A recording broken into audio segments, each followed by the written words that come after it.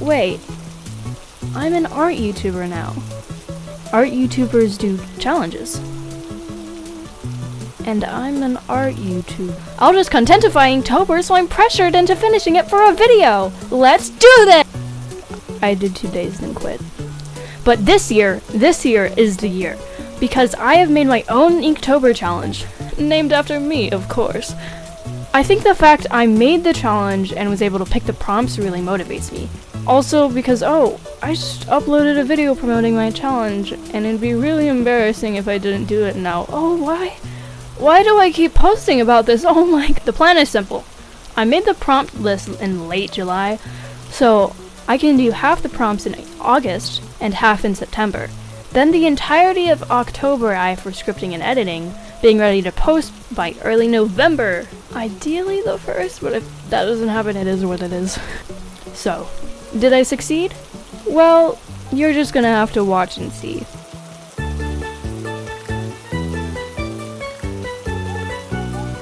When I first started drawing again, I was really just drawing to draw. I had no characters with complex backstories. I simply drew one character after another because that's what made me happy.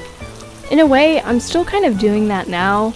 I've never gotten super obsessed with one or two of my OCs for a long time like other artists I see. I mean, I'd like to. I just like creating characters so much it's hard to focus on just one. I do sometimes make backstories behind some of my characters now. They just tend to be simpler than I'd want them to be. I actually write stories, like, with words, and in those stories are characters I never tend to draw. And because of that, I feel like a lot of my storytelling energy is preserved for my written stories. So when I do end up creating backstories for OCs I've drawn, I tend to put in little effort by default. Drawing characters from my written stories is boring because they're more realistic, meaning the characters look and dress realistically, meaning boringness. But writing about characters I draw just isn't visual enough. I can't do a comic right now, okay? To be fair, I do have a couple characters I draw that are part of more complicated stories. It's just the stories in question I haven't written anything down for. They kind of just fester in my mind. The problem with it is I know everything about the story, so I don't know how to explain the story to someone while still preserving any twists or character growth the way I can when I write stories with, like, words. Don't worry, I do have some characters I'd love to lore dump about for a future video. So, yeah. Getting back on track, the character I drew for this prompt is unnamed. I actually had to dig around in some random folders on my computer because for the life of me, I couldn't find her anywhere. I looked. What? Not being able to find the drawing that sparked my passion for art? No, I'm fine. At least I still have my second drawing ever. So, I couldn't find it. I knew I probably had a picture of her somewhere. You know how I found it? A 7-minute video I took a super long time ago of me showing off my drawings and explaining them. Heh, what a dork, who would do that? Alright, explaining my drawing now, the point of the first prompt is to draw your first OC ever with basically no changes to their design, with the exception of it being in your current style. Why not change anything? Because the last prompt of this challenge is to draw your first OC but redesigned. See what I did there? Anyways, if I'm gonna be honest, drawing her again was really fun. I made her look like paper, hatched in her hair, and even drew legs with a light brown over the skirt, because I used to always sketch with this one brown colored pencil I could never fully erase. Overall, I don't mind the drawing. It does look pretty stiff, but you know, the original's pose isn't any better. I'd ask for name suggestions, but honestly, I don't really know if I want to name her. Is it weird to be attached to the fact that she has no name? I don't know.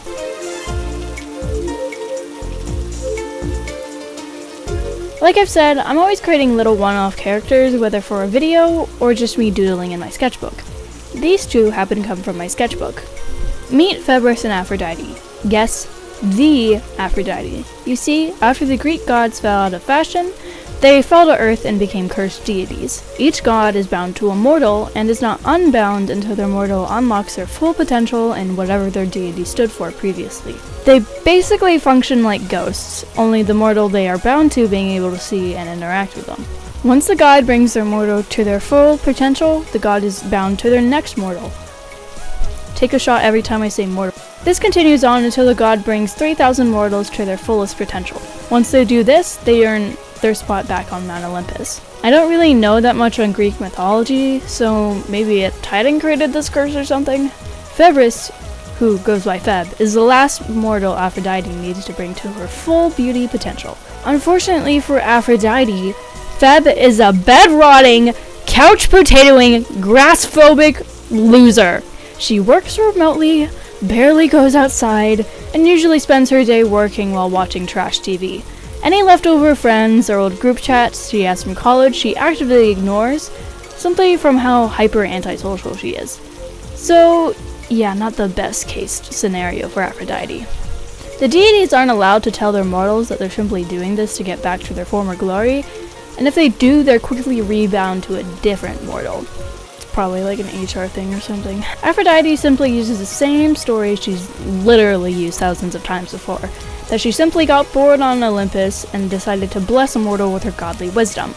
Aphrodite isn't surprised that at first Feb ignores her. After all, it is confusing to mortals when suddenly there's a supposed god talking to them that no one else could see or hear. But even when Feb does accept she's real, she doesn't take her advice. Feb hates Aphrodite. She doesn't see why Aphrodite can't just help someone else. Aphrodite is simply just an annoyance to her, constantly pestering her to change her getup, go shopping, or gloat about all the people she's graciously helped out of the goodness of her heart.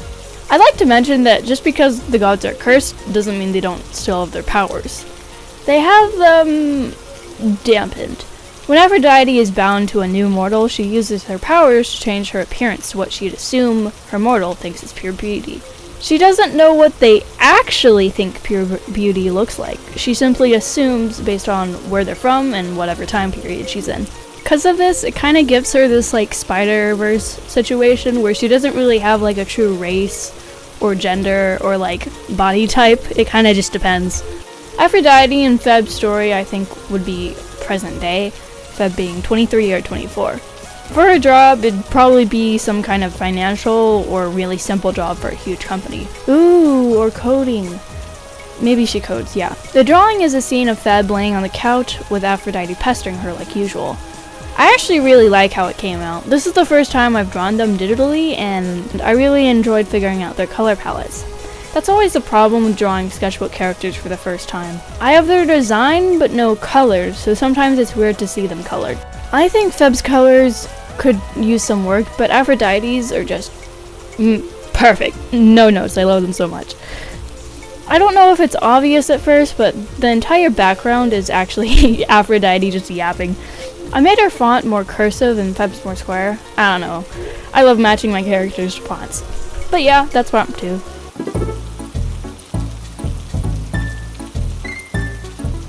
If you've been watching me for a long time, or have seen certain videos of mine, you'll know this channel used to be a gacha channel.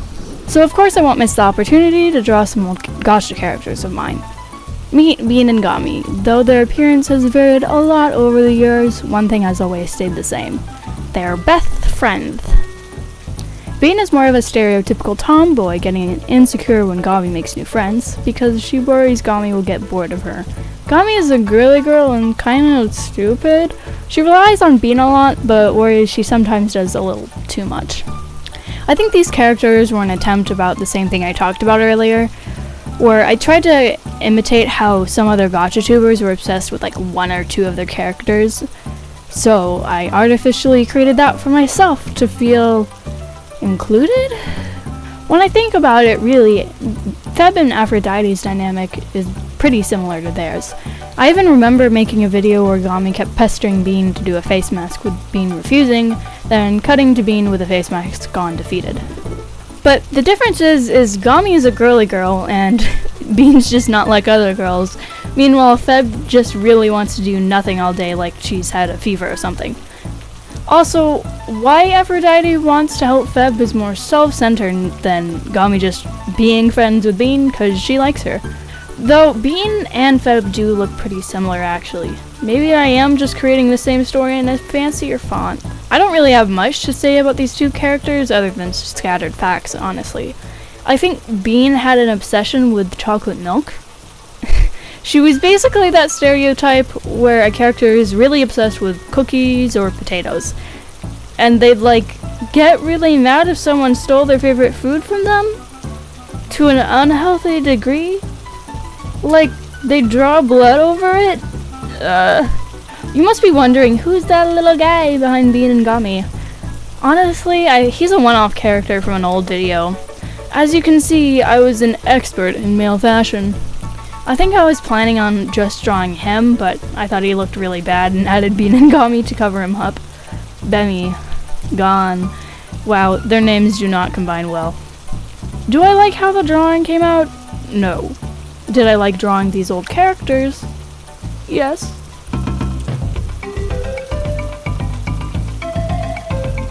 My past experience with gender bends have been getting bored and changing my gacha character's hair from long to short.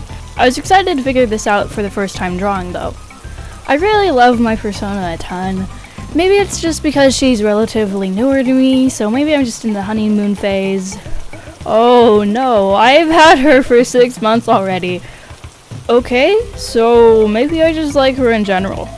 I had felt like changing my persona for a while, but kept going back and forth on whether I should actually do it or not. I had my last persona since February of 2023, and changing your persona tends to be a lot more complicated when you have sprites to start up from scratch, and a profile picture to redraw, and channel banners. It was basically me signing up for an entire channel rebrand. It's just, my old persona doesn't feel like me. She's wearing something I'd never wear, has no attributes that I have, apart from my body type, and just feels too energetic. I think that was a big thing for me.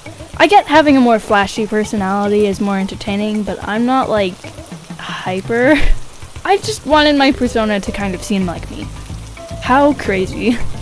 I'm very much an ambivert. I don't really gain energy from being alone or gain energy from being with people. I just have an amount of energy. Think of it like this. If I spend too much time alone, I'll want to spend time with people, and if I spend too much time with people, I'll want to be alone. I'd imagine being an ambivert more like a slider that I try to keep in the middle, getting tired when it's off-centered. Whereas being an introvert or an extrovert is more like having a cup that you can only fill to a certain extent. My old persona is just too extroverted. I don't know, her sprites felt too energetic for me, and I felt like I had to be a little too overdramatic to match her energy. My new persona feels a lot more like me, simply because she just feels more ambivert. I'm realizing now that if I write 600 plus words for each prompt, this video might be a little long and might be a little late, so I'm gonna try and speed this up a bit. I think at one point I gave male Minku tights, and boy did he look a little too Victorian. I don't know why I didn't give him pants, it just makes more sense. I guess I wanted to preserve the appearance of the leg warmers, but even in the original design, it's not like you can see them that well anyway. Instead of like, I guess a sparkle cutout in the tie, like the original, what would you call that shape? I don't know. I gave him a star. I think I had seen a tie like that a little before drawing, so the idea was already festering in my mind for a while.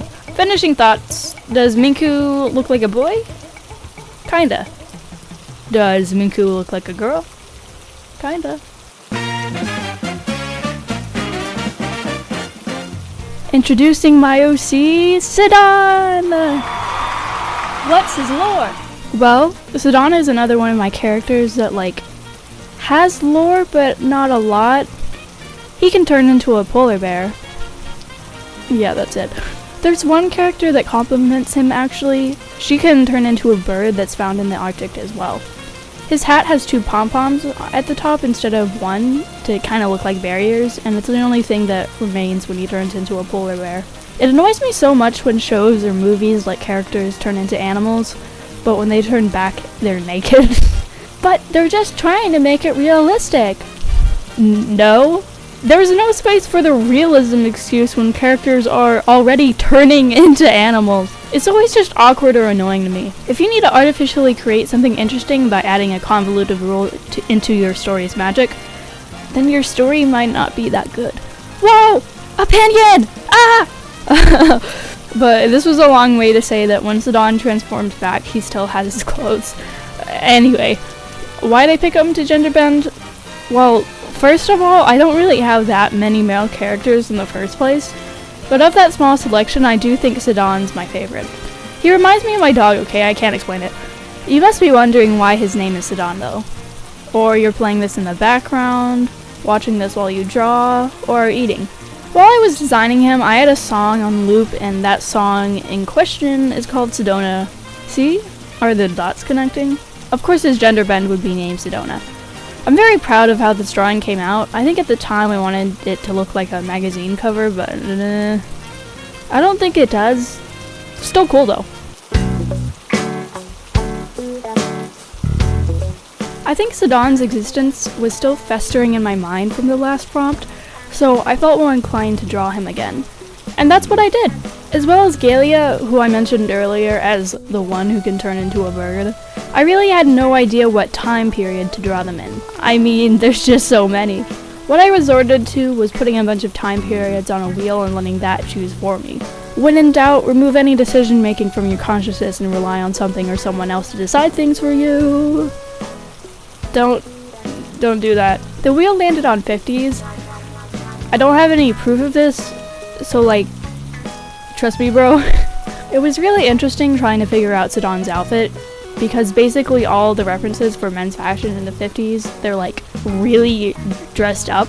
Like bro, why do you have an entire getup for drinking coffee, man? It was a problem for me because Sidon is very much not dressed formally.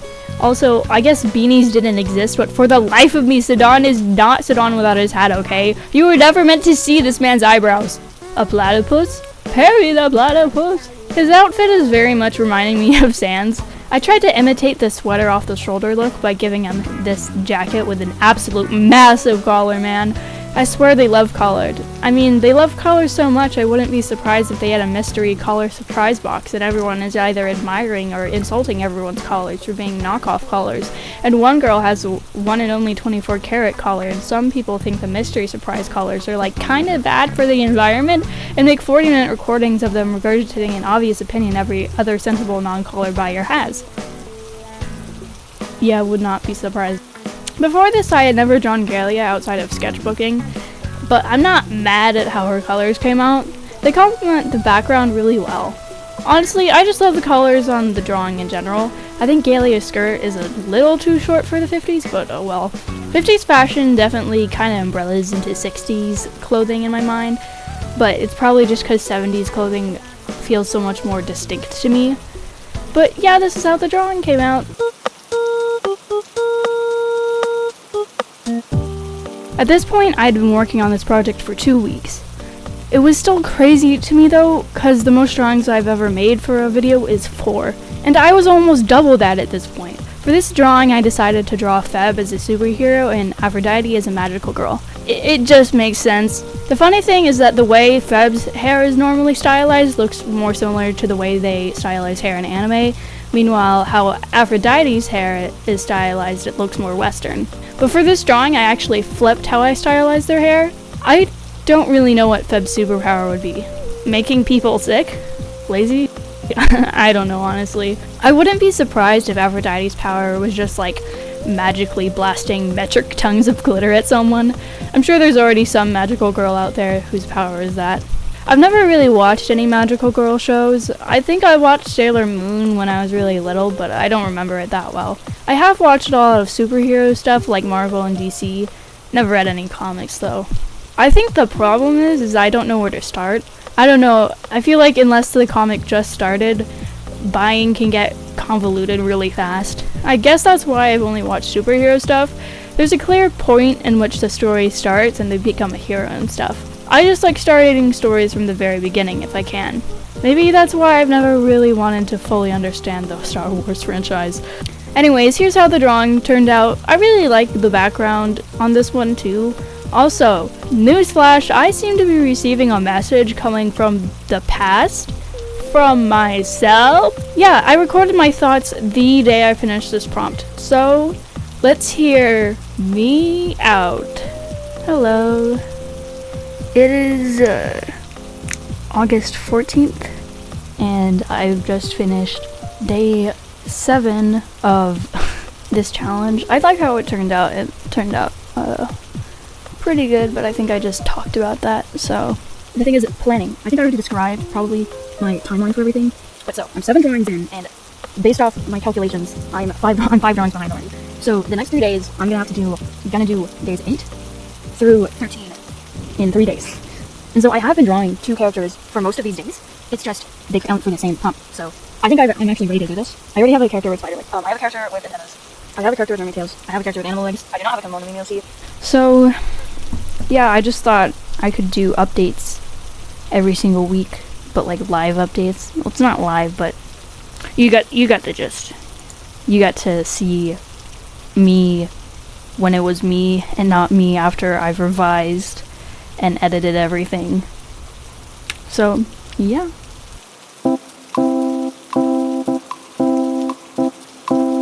As you heard from the recording, at the time I thought I was so behind on drawings. Now, was I actually?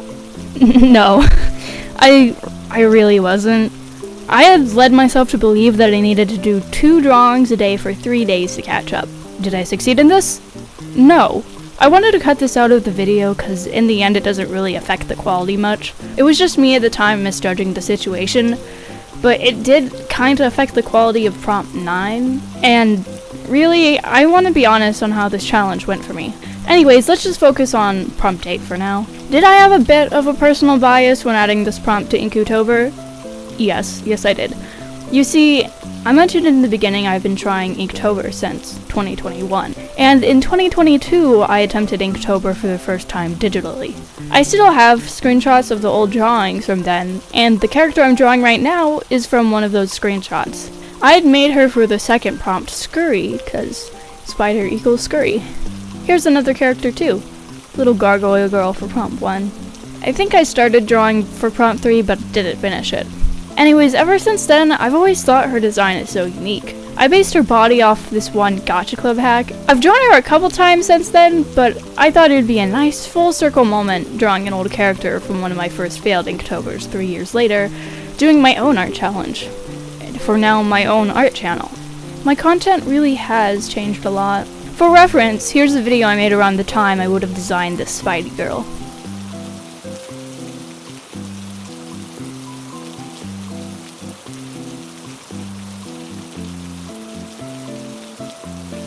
Shout out to the one person in the comment section saying, "Still September." That's absolutely hilarious. Oh, I found another good one with the spider legs hack in it. I made around that time too.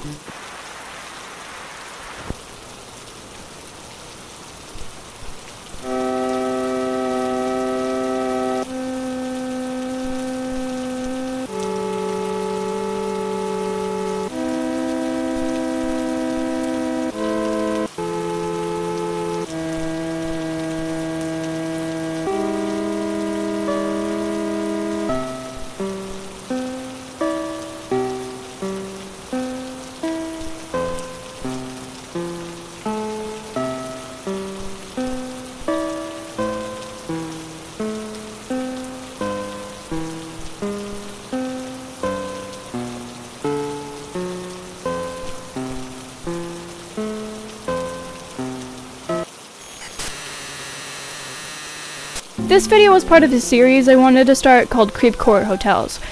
It was basically a video game concept that I made with Gacha. A player would go through a series of rooms in a hotel and have to choose the right dialogue options or solve puzzles to not get trapped in the hotel room with the monster that lives there. Honestly, I really feel like showing this to you guys now, so here's another video I made for this little concept game.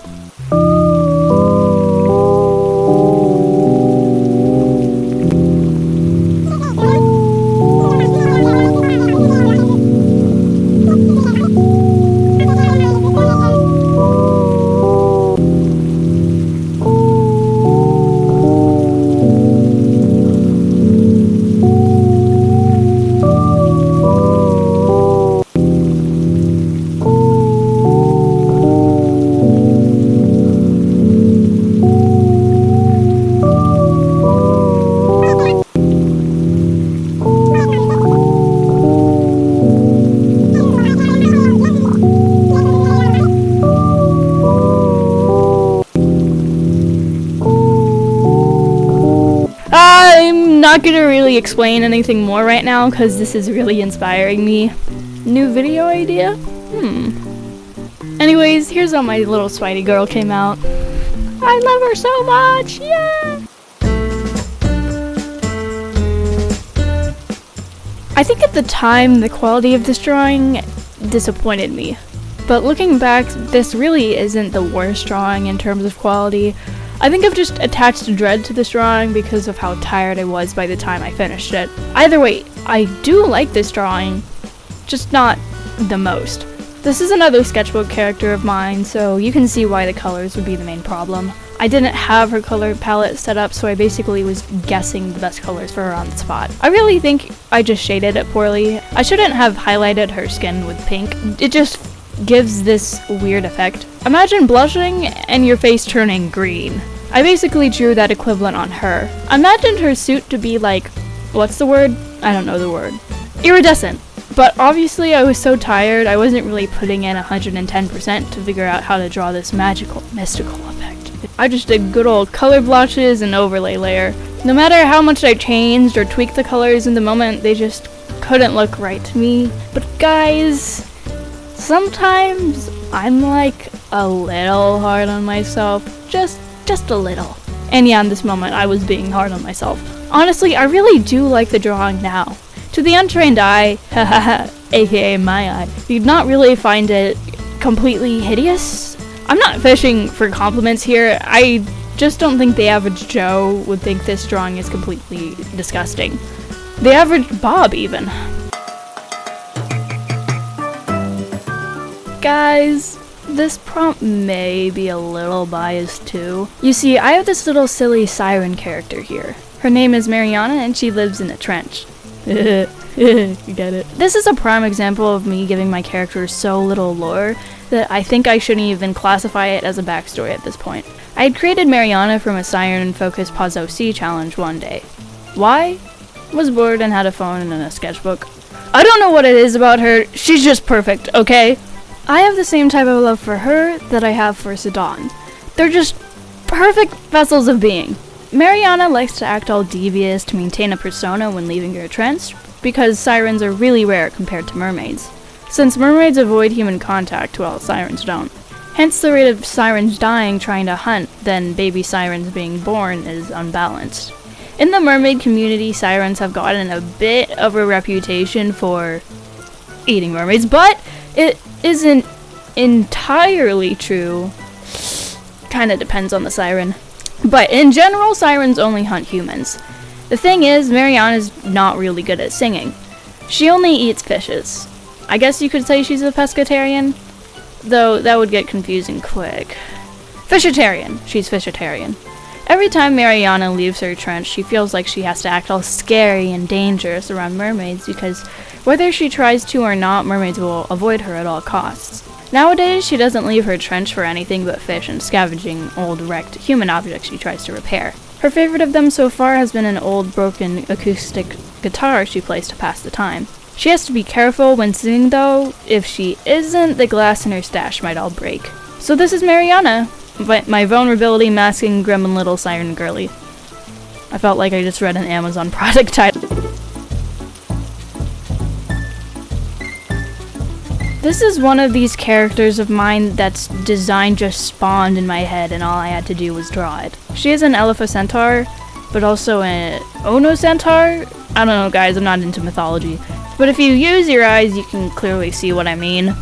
Meet Dear Marie, a character of mine that actually has zero lore.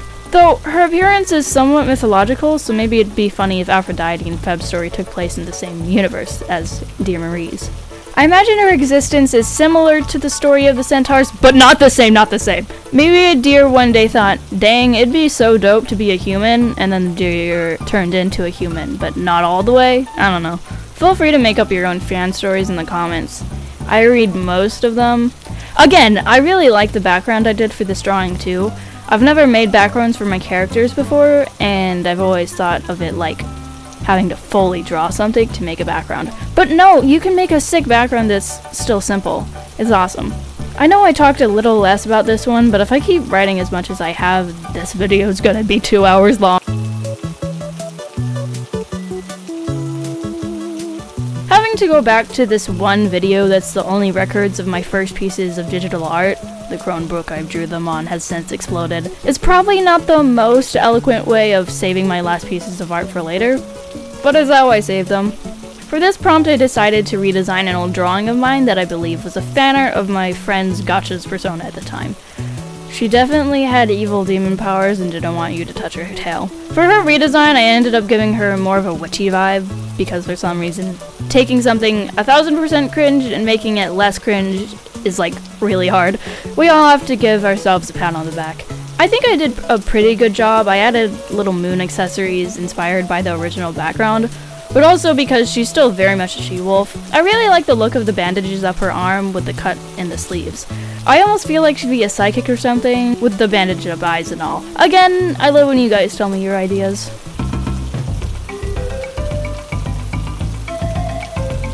Ripping two characters out of the depths of my half a thousand gotcha video pile, we get these two angel and devil characters. Who would have thought?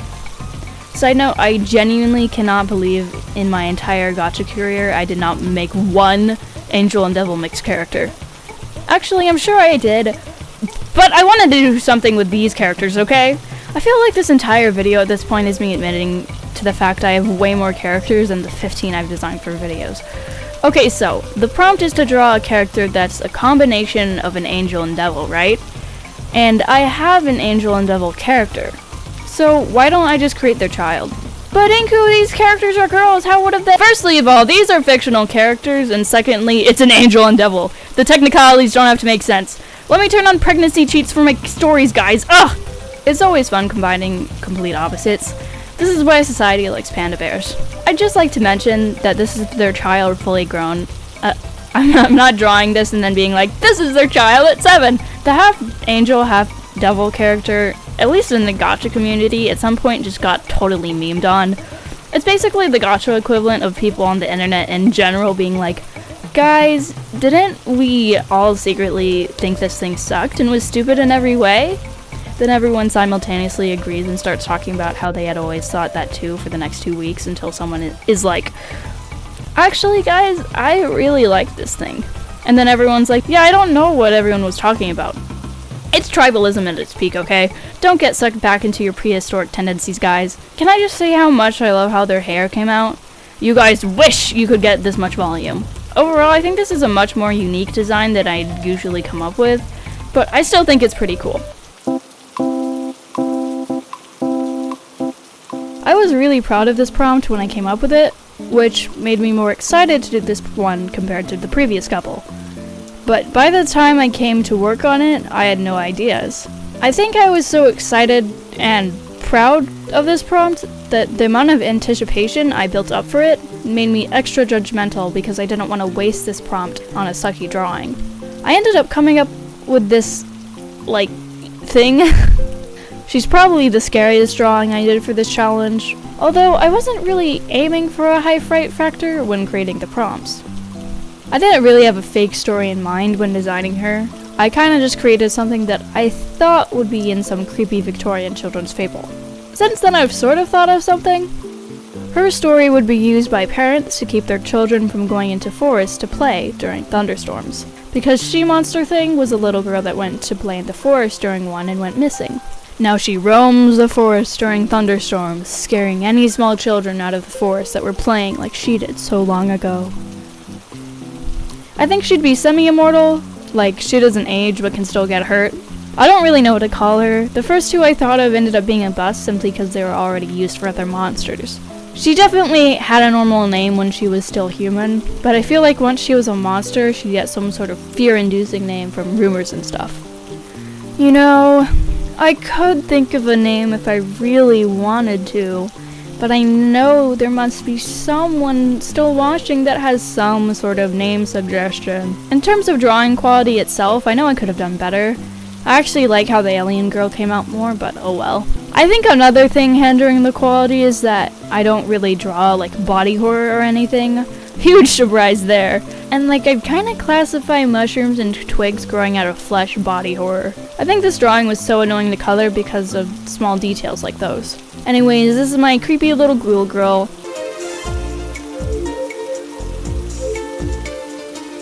This prompt is basically just to do the anti-style challenge I saw floating around a couple years ago, but with creating a character instead.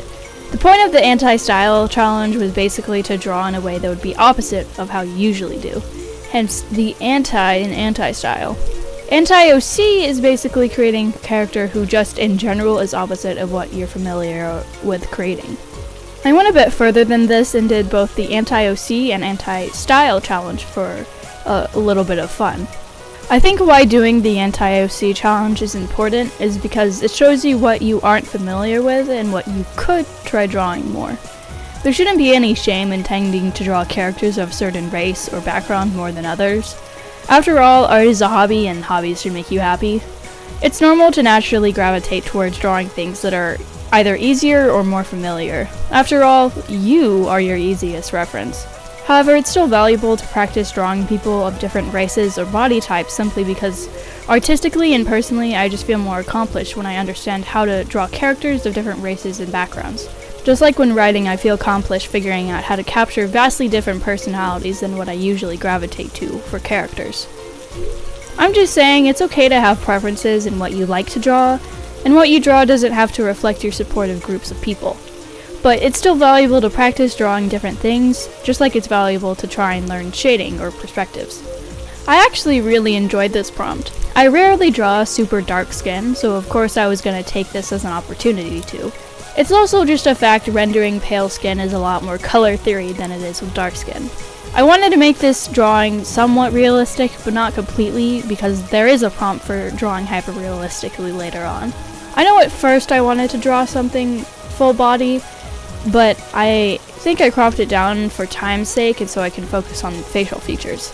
This girl did end up with a pretty boring outfit, but I mean that is the opposite of what I tend to draw. It kind of felt like drawing one of my written stories characters, unsurprisingly. The most interesting thing I did with stylization is actually making the eyes smaller than realism. Honestly, I think it looks super cool. I used a brush for her hair. I didn't really shade her hair too, but I was really locked in on just shading the face. I'm actually wondering if I accidentally drew a real person. Oh yeah, I also tend to draw my characters with longer hair, which is what led me to giving her shorter hair, which is what led me to giving her curly hair, cause, I don't know, I just think curly hair looks better than other hair textures short. Which is then why I decided to give her dark skin, cause I tend to draw characters that look like me. So yeah. I am very proud of this drawing, and oh, I seem to be receiving a message from my past self? Wait, weren't they supposed to be every week? Hello, hello? I just finished day 15. My little hotbar right here is really filling up. It is August 24th. I think I was planning on making this like a weekly update, but I didn't feel like doing it yesterday. I liked how it turned out. I'm familiar with like rendering like this and stuff, so maybe that helped. I mainly focused on her face, cause that's where most of the style changes. I did use a brush. This is such a good brush. I think it was like a free brush set or something, I'm not sure. I just like to say, I think the last week I was like planning to do 2 each day for 3 days. I didn't end up doing that. I think I probably already said that. Yeah, this is basically the midway point, which is crazy. That's absolutely crazy. I also started working on like the actual script, not just like writing down my thoughts of the characters, because I think if I have a head start on that too, even if I fall a couple days behind, I still might be able, I don't know, the editing might be really bad on this video or something, but dude, the difference between day 13, day 14, and day 15 is insane. I know I like did this purposely, but like it's all this like this little pink cute drawing, and then there's just like like a creepy little character, and then it's like switches styles entirely. If you like this style, feel free to take it. It's yours now. Guys, chat, fellow comrades, I need to address the massive fat elephant in the room. This is a message from writing Inkqutober herself. So voiceover Inkqutober, say hi voiceover Inkqutober. Hi. Already knows the fate of this script. The average amount of words I write for each prompt so far has been around 400. 31 times 400 equals 12,400. Using a speech time calculator, that means if I keep writing too long, this video will be an hour. I don't know if I can edit an hour-long video in 2 weeks. This is why. I'm just gonna say, prompt 16 is boring and looks like a gacha character a 4-year-old made. You guys wish your hair had this much volume. Pause OC challenge basically is a randomized set of attributes to create an original character. You achieve this through pausing whatever video you're using at random times while stuff flashes past. Did I record myself doing that for this character? No. Do I have any proof whatsoever I actually did the challenge and not handpick attributes? No. Just trust me, bro. I've named this little guy Osian, but he usually goes by Ian. I'm gonna be honest with you guys, he's a little slow. Ian might be missing a little bit of his brain. What? He got hungry. I'd never say he'd hurt a fly, but he would. He would. My instinct is to make him a nice zombie. Ooh. He isn't. Ian's just not smart enough to catch anyone, so he has to resort to eating bugs. This drawing might be seconds before disaster for that little butterfly. Honestly, the shading is pretty weird on this one. I had lasso tool different colors just randomly around because I wanted to color, but didn't, you know? I have a slight urge to make him some zombie friends. I just don't know what his story would be. A zombie rock band? He kinda looks like a drummer, or someone who just doesn't make eye contact. I mean, what's the difference? I do genuinely like his design. How could you not love a guy who literally has a worm in his brain? Oh, you know what would be funny? Ian, when he gets hungry, always tries to grab at the little worm as a snack, but the worm, like Tom and Jerry style, messes with him and keeps going into his brain before Ian can get him. Okay, yeah, when I say it, it sounds a little gross, but you can't expect me to talk about a zombie and not be gross. If you clicked on this video to watch while you eat, that's not my fault. But sorry if you're eating anything noodle-shaped. You guys wish your hair had this much volume. You see, I'm an artist, right? I think we've established that by now. I'm sure you'd all assume an artist Pinterest would be all aesthetic. And so the first thing on my For You page I could easily turn into a character because, again, it's so aesthetic. No. I honestly had no clue what to do when I first got this prompt. I mean, like, what I came up with though was basically to make the shape of the baby's swaddle into her dress shape. Then this turned into her sleeve shape, then heel shape. Last minute I decided to turn her into a robot and it makes so much sense. My idea for her is she's basically a care robot for babies and toddlers, and that's why she's dressed in such soft materials. Imagine her moving around not by walking but kind of rolling on the literal ball of her heel. She could walk, it's just less efficient. She's very caring and kind, but only to children. She kinda just stares at adults, or takes orders from them if they're the parents of the kid she looks after. Guys, why does she remind me of that one robot from Robots? You know which one I'm talking about, but I forgot the name. But yeah, honestly, I don't think her design is perfect. Now that I know more about this character, I feel like I'd redesign her if I wanted to draw her again. But alas. For the sake of speeding things up, I decided on drawing these two prompts together, since they basically have the same premise. Looking back, these prompts are probably some of the most unique of Inkqutober, simply because they're so specific. I've never really been into object head characters. I think the concept was reintroduced to me when everyone started talking about the amazing digital circus, because a large majority of the characters could be considered object heads. It was actually more difficult picking out objects for both of these prompts than I thought. Like, I have a lot of objects, but how many of them can I somehow plaster a face onto? What I decided was my keyboard for the object over $50 and this dry erase marker I found for under $10. I'm not sure if whenever I bought the pack of markers it was over $10, but I'm sure per marker it was less than $10. Either that or I got scammed. Nothing like buying premium air. Their outfits ended up being pretty simple, but I still tried to make the marker guy super thin and lanky, cause marker. And the keyboard girlie has more of a squarish body type. I imagine when the keyboard girl walks, her shoes click, cause I made the bottom look like keycaps. I call these shoes high caps. I also made her necklace have a similar shape to those little things that come with keyboards. You know the ones? They let you take out switches or keycaps without damaging the keyboard. I'd like to note I do not have a British keyboard. The enter key on mine is not like my keyboard girl's. I don't know, just don't pay too much attention to her face. It's not a realistic keyboard, but like, it gets the job done. Looking at these two now, they seem kind of like children's show hosts, don't you think? I didn't end up shading this one, but nonetheless I don't hate it. If you end up doing Inkqutober, but end up cherry-picking prompts because you can't do all of Inkqutober, I definitely recommend trying this one out. It's very unique. Boo! Ah! Sidon jump scare! Looky who's drawing him again. After the ease of knocking out 2 prompts at once, I didn't see why these 2 prompts wouldn't work together either. I have to draw my Comfort OC and one of my characters as a dog? Well, why don't I just draw my Comfort OC holding the dog version of themselves? Eh? I've never really considered any character ever like a comfort character of mine. And if you don't know what that means, the name is pretty self-explanatory. They just bring you comfort. I think I have a hard time just being like, that one. That one's the one.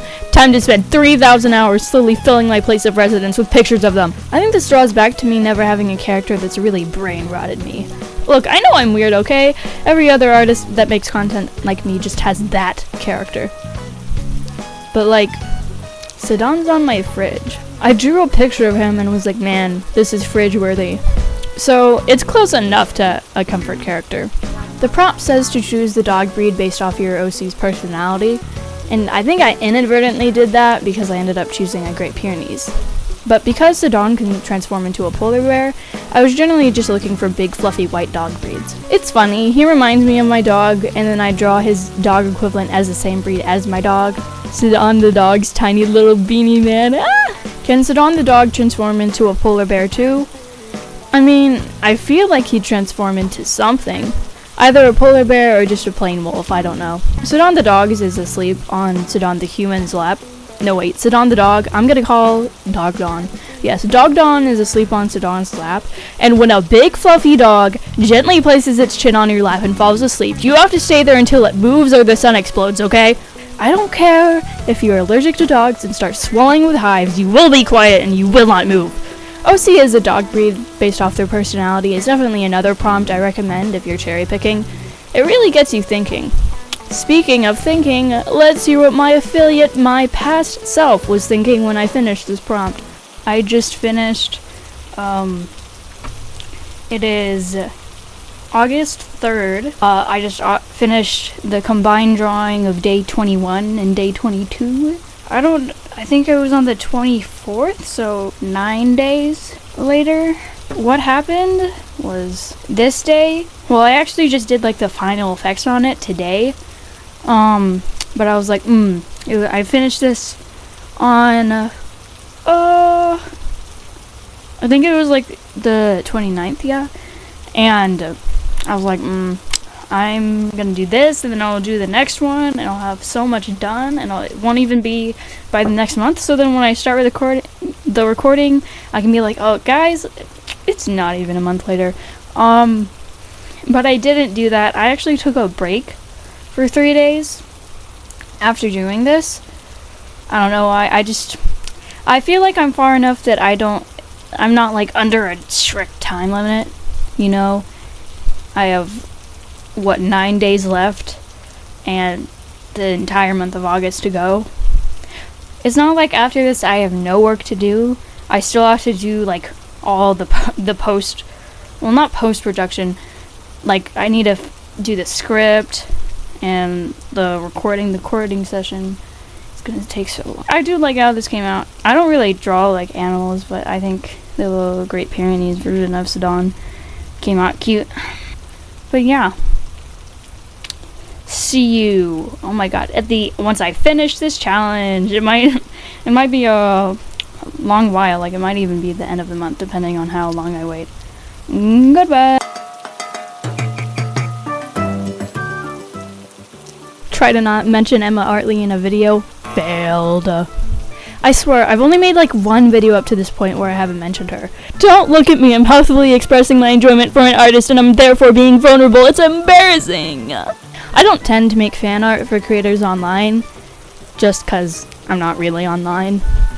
I mostly just use YouTube, and that's exactly how I found Emma Artley. I think she was at about 20 to 30,000 subscribers, and coincidentally enough, it was on her Inkqutober video 2 years ago. I've watched her ever since. Her content definitely inspired my channel now. I'm sure it's still noticeable, but god, the plagiarism on my first art video is so embarrassing. We don't talk about that, guys, okay? I think my channel could have gone in any direction once I had quit gacha. I even said in the video announcing that I might play video games or something. I just think Emma's content style was simple and inspiring enough that I just decided to make a speed paint commentary video, and I haven't stopped since. All this to say, while I fan art rarely, when I do, I try to put in more effort than I would drawing my characters.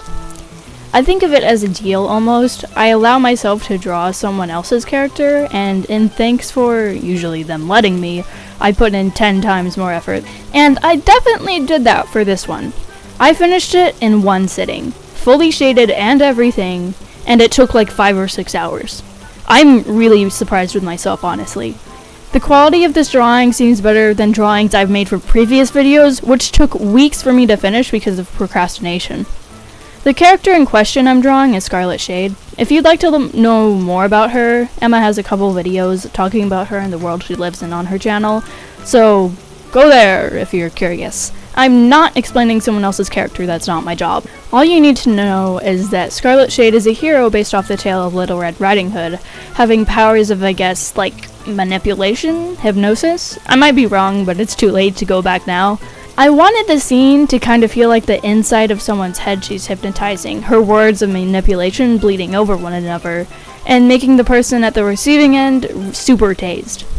The thing with how her powers work is depending on how selfishly she acts when using her powers, the more she'll look like the wolf from Little Red Riding Hood. The more selflessly she acts, the more she resembles Little Red Riding Hood. I made her teeth super sharp. I just love characters with sharp teeth. And it's subtle, but I made the corners of the hood of her cloak sharper than normal to resemble ears. So you would say whatever she's doing right now is more selfish than usual. Near the end, I added a really heavy RGB glitch filter, which I kinda regret. It made her face blurry and almost undefined because of how much I distorted it. I ended up going back several weeks later, although I couldn't undo the effect. I did reline her face to make it more defined. I actually really like this effect. It draws the eye. Sorry, Emma, for giving your OC scoliosis. Scarlet Shade is just that pose. Honestly, this is probably one of my favorite drawings of the video. I'm stalling, so you have to look at it longer. Hey, editing Inkqutober note here. If you count all the characters I've drawn in every single long-form video, it's 15. I drew 31 for this video. And if you combined the times of all my long-form videos, it's 51 minutes. So currently, right now, as of editing, I have made a video that is longer than what I have made ever in my long-form content YouTube career. Not even that. This is the longest video I have ever created. So, just pointing that out. Compliment me! I decided on looking through Pinterest to find an artist to imitate, and of course I know the huge re-uploading problem on there, so I made sure that it was actually the artist posts. I landed on the artist Epsby Sixton. Hopefully I pronounced that right. I just knew as soon as I saw their style I had a character that would fit it. Obviously by now, you know I don't draw lineless, so figuring out a method on how to do it was fun. I have a little bit of experience with doing lineless stuff, but not enough that I'm 100% confident in what I'm doing every second. I like how you tend to know what phase you're in my style. Literally just sketch, line art, color, shade. But with a style like this, it's sketch, shade. How am I supposed to know how long to shade? If it looks good, should I stop or should I keep going and risk messing it up because I'm just doing this on one layer? I'm sure I didn't shade as much as I could have, but again, I decided on focusing on the face because that's mainly where the style differs. The point of this prompt is basically just to find a random artist and draw on their style, as the name suggests. I think the point last prompt was to draw in an artist you know of style. Well, this one is an artist you don't know, but I don't think when writing prompts I phrase this one specifically enough, so I guess there's some wiggle room. Really, for this challenge, I don't mind if you bend the rules a little or introduce technicalities. I don't even mind if you don't do it in October. I feel like it'd be kinda dumb if I wanted it that way. Oh no! Something on the internet I posted for free I don't have complete and total control over? I like the fact that everyone might do this challenge a little differently. That's the fun of it. If you're curious about the character, yes, she is an old gacha character of mine. I think her backstory is that she was one of the first people to turn into a zombie during the apocalypse, but there's something genetic she has where somehow she remembers who she was when she was human. And although at first she can't recall all her memories that well, she starts to. Honestly, I think this piece turned out pretty cool. Her skin color turned out a bit weird, but oh well.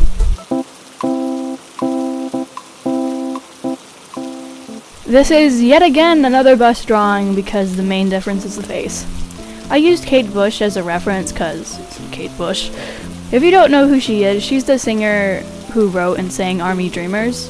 Am I a huge fan? No. She just ended up being who I picked off Pinterest cause I'm sure these pictures aren't AI generated. I'm not sure if anyone else has talked about it, but there are a lot of AI images popping up on Pinterest when you look for certain references. I feel like it's a problem because AI generated stuff can easily have inaccuracies. Like, I see a lot of AI generated faces where everything seems normal but the hair almost has an unnatural amount of volume in certain areas. I think the problem is that when artists, and especially newer artists, are trying to learn and don't realize an image is AI generated, they can practice drawing or tracing that image, not realizing they're copying inaccuracies and then learning things wrong. I remember even seeing this happen from a YouTube video where this kid was trying to learn anatomy. They found a reference photo and I was like, huh, that's weird, I feel like the right foot would be seen from this angle. That artist then copied their reference without the right foot drawn, just like in the photo. And when I fed that reference through an AI checker, it told me it was AI generated. Even AI enhanced photos can be a problem, especially when it comes to textures, because it seems like a lot of those filters try to make everything look overly plastic and smooth. All this to say, AI image checkers are useful, but also don't freak out about AI, it's not the end of the world. If you'd like to do everything you can to protect your art, I recommend using nightshade or glaze. It usually doesn't affect how your art looks, and basically when nightshaded or glazed art is used as data for AI art generators, it makes it work less efficiently. I recommend checking out Lavender Town's videos about it. She does a better job explaining it than I could. I think it's just important to remember AI is as real as the internet is. Sometimes it's as easy to get away from it as just turning off your phone. Sure, you might find it in places outside of your devices sometimes, but you're in control of how you spend your time, and I'd rather you spend it enjoying yourself than worrying about things you can't control. Humans have been around some way or another for 50,000 years? And it's not like bad things haven't happened that humans had to get through since then. At first I wanted to, I guess, Kate Bushify that gargoyle girl I mentioned earlier, but Kate Bush is just not my gargoyle girl. I wonder how weird of a video someone could get by clipping me out of context. Anyways, I decided to Kate Bushify one of my sketchbook characters instead. I don't have much to say about her. She doesn't even have a name. She's just a vampire that fell in love with a diabetic because she thought he kept pricking his finger for her. Dang, I am massively failing on keeping these short, guys. Hopefully at least someone is still watching. I think the best part about drawing realistic faces is that you can put a Snapchat filters on them. Beautiful. For a long time, even before I started making videos in 2021, I was only being consistent on how indecisive I was choosing what type of videos I'd actually make. I think I created my first persona shortly after I learned to draw digitally, and here she is. She was supposed to be for making storytime videos, which I never pursued. Between me having no idea how to edit and animate and not being comfortable sharing my voice online yet, it just seemed a bit of a stretch. This is the second time I've ever drawn her, but she definitely doesn't look the same. Okay, maybe there's not any resemblance, but I wanted to draw this specific scene, okay? The idea was fully formed in my mind and nothing but myself would keep me from making it. I actually spent several days on this drawing, completing after day 31. Like, everything was colored, but not shaded. This was just one of those drawings that was too good to not shade. I've never drawn a character submerged in water before, and you can see it took a little try and error for me to figure it out. Although it's not insanely good, I think I did fine rendering it with the little knowledge I have. I kinda cropped it out, but I did draw 3 bubbles above her head to match the 3, hair blobs from the originals. I actually saw a newer Storytime creator include this in their persona's design.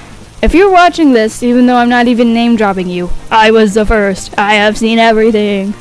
Though, I can't lie, little Inkqutober, whether weird or not, you did create a solid character silhouette. This is literally one of my favorite drawings of this challenge. I just love it. Even if it isn't the greatest, I still pushed myself with perspective and shading, and I think that makes it count in the end. We're now entering a part of the challenge I would venture to call the Mariana trifecta. You'll see what I mean later, but Danganronpa, I don't know how to say. I think these next couple prompts are unique too, because I've seen a lot of prompt lists where it's like, draw your favorite video game style, or something along the lines of that. I just think it gives an interesting angle where you specifically have to choose something you've never indulged in. And also makes it so much harder to choose, oh my god. Even so, I knew for this prompt I wanted to draw in Danganronpa style, even though I'm not much into horror games. Because someone commented that my PNG tuber reminds them of Danganronpa. So, random viewer, this is for you. I did again focus on the face. You know why at this point. If you don't know what Danganronpa is, I'll try to explain it based off the very little knowledge I have. Basically, there's this school where each student who attends it has to be the best in whatever thing they're good at. If you're good at math, you're the best. If you aren't and are average at everything you know, you can't attend. There's some evil bear thing, and I think like a murder mystery or something, but either way, they all slowly die killing each other or something. Hence why I'll never probably play it. I can see why it's popular, it's just not for me. I think the hardest thing about emulating this style is the eyes. When something can vary so much in an art style, you kinda just gotta get as close as you can to the vibes of the art style, I guess. I did want to properly shade this drawing because the shading style where it's like all like gray and like, I don't know, like airbrushy, it just seems so cool to me, but I had to move on. Speaking of moving on, geez, I am not good at keeping my words small. This script is so long, I'm so sorry editing. I think the length of this video is far gone. Like, I'm already 25 prompts in editing this video when writing this, and it's an hour long. By this point, I know anyone who clicked on this video knew what they were getting into when starting this. I'll do the super annoying YouTuber thing where they tell you to comment with a specific emoji, but I'm gonna find the dumbest emoji possible. This emoji, the shh emoji. One Piece is a manga / anime series, and the anime series started in 1999, and it has over 1,140 episodes. Like, I've watched all of The Simpsons, but even then The Simpsons is about 800 episodes altogether. And that took me years. I've heard that One Piece is great, I've heard that it's dog water, and honestly, I'm too scared to find out. I cannot commit to something that has 1,000 episodes. It doesn't even have a confirmed date or season when it will end. Maybe I'll watch a bit and hate it, but the real fear is me enjoying it. What are we watching? One Piece? 3 years later? What are we watching? One Piece? 20 years later? What are we watching? The finale of One Piece, Season 70. It's not done yet?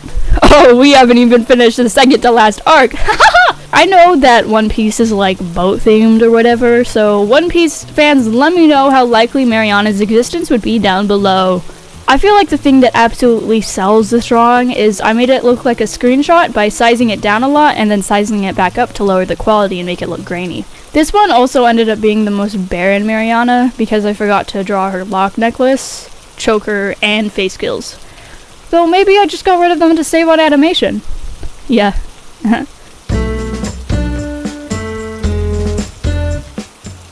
My only experience with Total Drama Island is one day I was watching TV and switched the channel to Cartoon Network. I was like, I wonder what this show is about.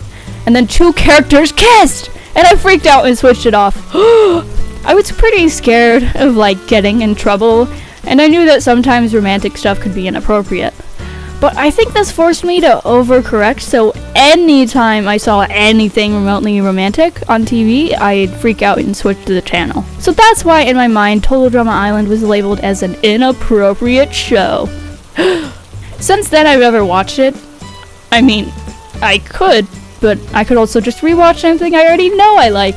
I think out of the 3 style imitations, this one is my favorite, probably because it's so different from my style. The hardest part about this one is that there's so much variation in small details like the face shape or how flat the characters' heads are. It's the same problem I had with the Danganronpa one. So, you get it. If I'm correct, I think Total Drama Island is like a knockoff of Survivor. Funny how when live action is scripted but disguised as real, as soon as you know it's fake, it ruins all the fun. But when it's animated, it's a different story. I'm not saying Survivor is scripted, I just wanted to point that out.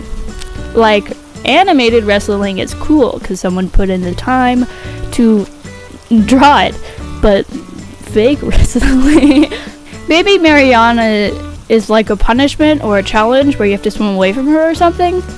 Anyways, I think this one came out super cool. And that ends the trio of Mariana drawings. Oh... You're checking the video length now. Yep, we're getting close. The last 2 prompts are among us. I decided on switching the order of these 2 prompts. You'll soon see why, but I think the improvement between these 2 drawings is kinda crazy. The pose is also a lot more complex than the original, and I genuinely think at the start of this challenge I wouldn't have chosen it. It honestly reminds me of one of those drawing improvement things where they show their art from 3 years ago and their art from now. I really don't have much to say for this prompt, even though it is the last one, simply because most of what I want to say is only suitable for the actual last prompt I'm showing. She almost reminds me of a supervillain that would be from that Batman era, where everything is just super silly because they can't include violence in a superhero comic. I don't think me 3-ish months ago deciding to write down a prompt list in the middle of the night because I couldn't sleep would realize how big of a video this ended up being for me. I think this challenge was not only artistic but also challenged my writing, voiceover, and editing skills. When writing this, it's the 26th of October, also recording this. I have 6 prompts left to edit and of course 5 days to finish.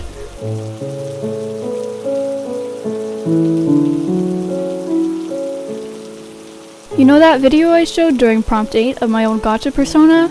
Yeah, this one. I thought it'd be fun to draw my current persona almost like cosplaying that design.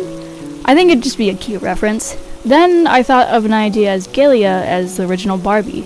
And of course I can't include Galia without Zidane. I had a bit of trouble deciding on his costume, but just ended up plastering him with a bunch of dinosaur-themed wear.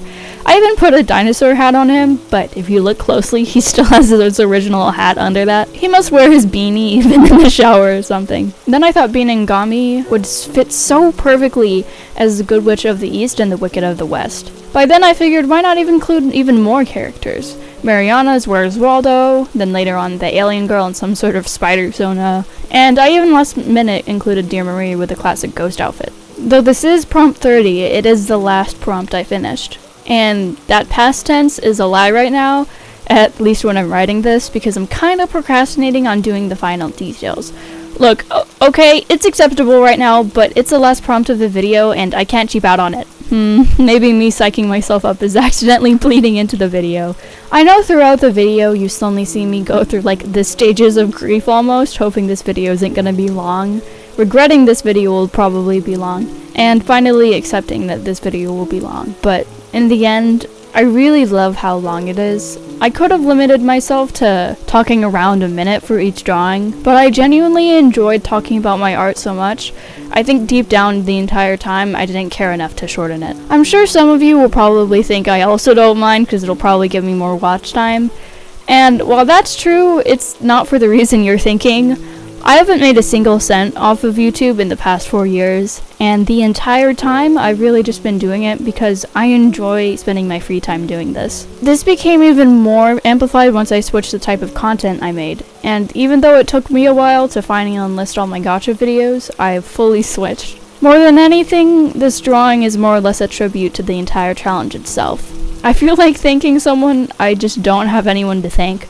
I think I'm just proud of myself. Whether you watched this video during your lunch break, put in the background for noise, or just genuinely sat down and watched every minute, I sincerely hope whatever way you chose to consume this video, you genuinely enjoyed it, because I did. I love how this drawing came out, I love how this challenge came out, and I love how this video came out. Doing Inkqutober was one of my favorite things I've done in a while, and genuinely made me more happy than I've been in a while. So thanks for watching my silly little art challenge video. If you're interested in doing Inkqutober, or just a couple days, the prompt list is promoted in my community tab, and though I don't tend to ask for subscriptions or likes, YouTube did recently release a new feature called Hype that helps small creators by showing YouTube and the algorithm itself know that this video is worth watching. So if you see the button, I'd love if you'd press it. And though it feels so crazy to type out and even say these words out loud after 3 months of hard work, thanks for watching. Goodbye. Technically, I am done with Inkqutober right now. I mean, I'm not done. Like, I'm still gonna work on rendering these two because I want the last couple of prompts to look really extra after all the like pretty basic Mariana drawings, but it's crazy, man. It's crazy too. Even from day 1 to day 31, this is like, it's a 2-month difference. And yes, I did try to make this pose really like dynamic. I did try to make everything look super dynamic on this one and be extra so it all looks super good, like diluting the quality of the original to make it look so bad so the good one looks so good. But I'm very happy with this challenge. It was so fun. I loved it. I love it so much. Will I do this next year?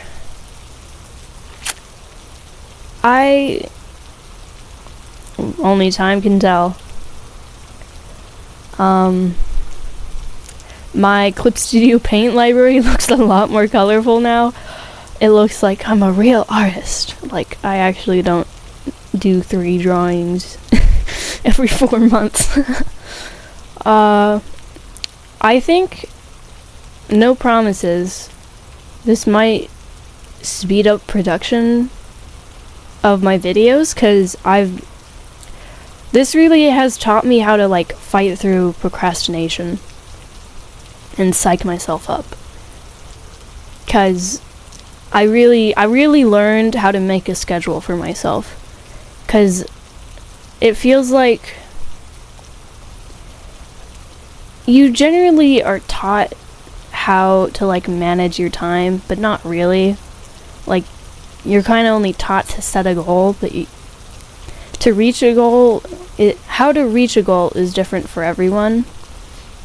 And so when I first started making videos, I would like put these huge expectations of like, I'll make 1 video every 2 weeks or something. And then when I didn't, I was like, oh, I'm just getting used to it because I just started. But that just kept happening. And I realized, because I gave myself such a harsh schedule for something, and then I would fail that harsh schedule, I ended up overcorrecting and giving myself no schedule. And that just made it take so long for videos. Again, no promises. I don't want to put any pressure on myself, but I already, it's not like planned, like planned, but I already have an idea for the next video, and yeah.